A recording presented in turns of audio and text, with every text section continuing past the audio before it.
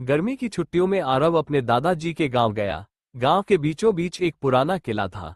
लोग इसे रहस्यमय किला कहते थे। कहते हैं कि इसमें एक गुप्त सुरंग है, पर किसी को नहीं पता कि वो कहाँ खुलती है। आरव को रहस्य बहुत पसंद थे। उसने अपने दोस्तों कबीर और सिया से बात की। तीनों ने गुप्त सुरंग का पता लगाने की योजना बनाई।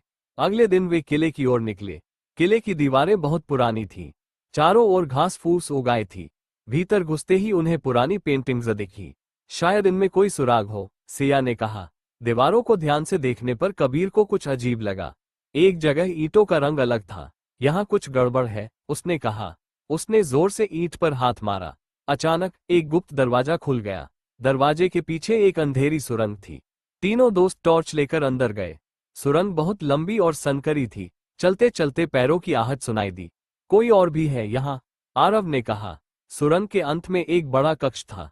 कई पुरानी चीजें वहां रखी थीं। पुराने सिक्के, तलवारें और दस्तावेज थे। तभी एक आदमी वहां कुछ खोज रहा था। ये तो गांव के ठाकुर साहब हैं। कबीर चौंका।